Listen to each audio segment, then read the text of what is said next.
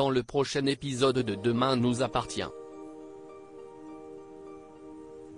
Alors que Morgan parvient à se défendre, l'état de Samuel inquiète Sophia. En parallèle, Timothée lance une action au sein du lycée. Attention, les paragraphes qui suivent contiennent des spoilers sur l'épisode de Demain nous appartient diffusé demain soir sur TF1. Si vous ne voulez rien savoir, ne lisez pas ce qui suit. Mardi 30 juin dans Demain nous appartient.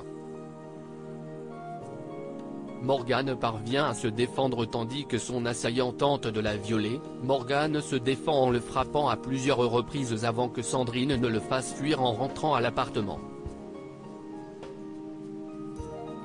Le lendemain matin, Morgan se rend au commissariat et raconte les détails de son agression. Puisque son récit correspond au témoignage des deux autres victimes, il ne fait plus aucun doute pour Martin qu'ils ont affaire au même individu. Après avoir fait sa déposition, Morgan quitte le poste et assure à son fils inquiet qu'elle a pu se défendre et n'a donc pas été violée. Gabriel, qui ne supporte pas l'idée que quelqu'un ait pu toucher à sa mère, s'exclame qu'il aurait tué cet homme s'il lui avait fait du mal. Très remonté par ce qu'il s'est passé, le jeune homme craint que la police ne fasse rien pour elle car c'est une femme transgenre.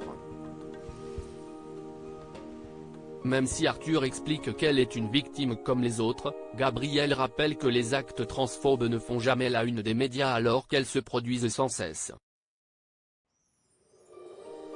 Pendant ce temps, une équipe de la PTS recherche des indices dans l'appartement du couple et tombe sur l'emballage d'un médicament qu'elle décide de faire analyser.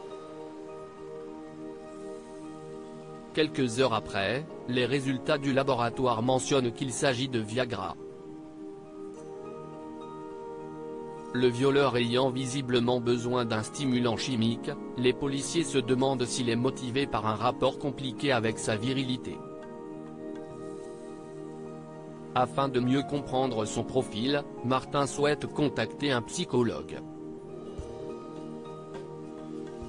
De son côté, Morgan franchit les portes de l'hôpital pour faire soigner sa blessure.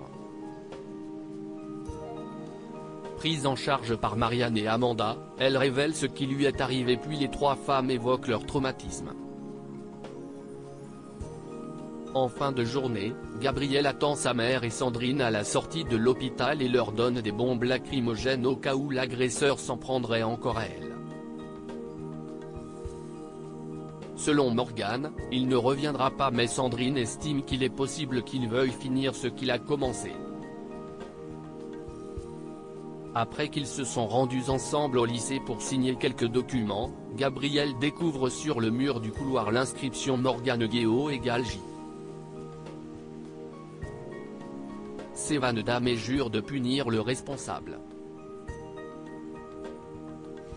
L'état de Samuel inquiète Sophie. Inquiète pour Samuel, Sophia essaie de comprendre pourquoi il se met dans des états pareils.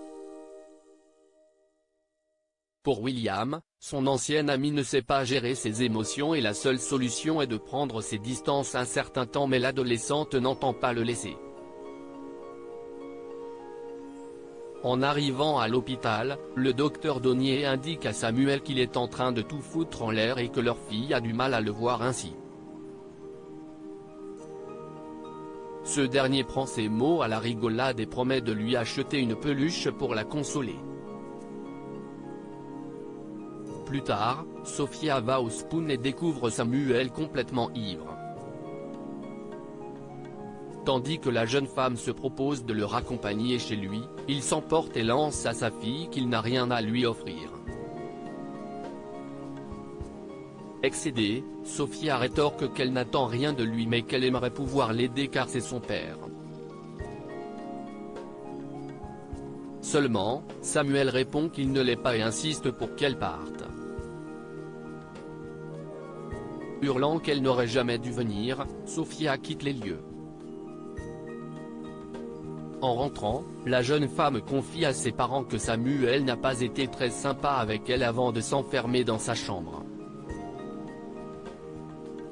Compte tenu de la complexité de la situation et de l'attachement de Sophia pour son père biologique, Aurore expose à son mari que les problèmes de Samuel deviennent désormais les leurs.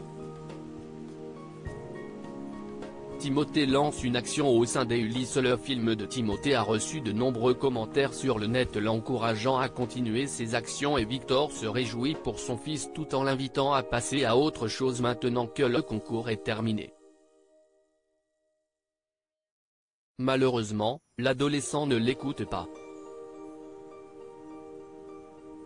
En cours de SVT, alors que les lycéens discutent des catastrophes naturelles liées au réchauffement climatique, Timothée voudrait mener une action pour montrer que les élèves sont concernés. Ne souhaitant pas perdre une minute de plus, les adolescents se rassemblent dans la cour avec des pancartes en se faisant passer pour morts. Chloé ne sait pas quoi faire devant cette situation et Antoine indique qu'il n'y a pas raison d'intervenir car leur combat est juste.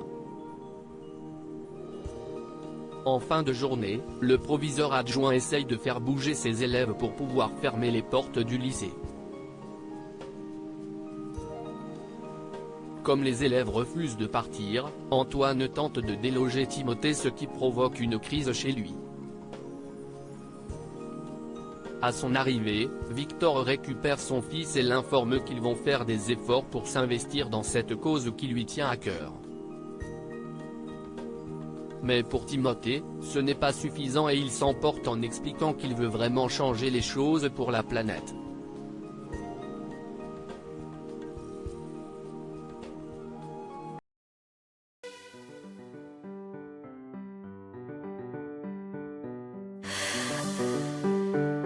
나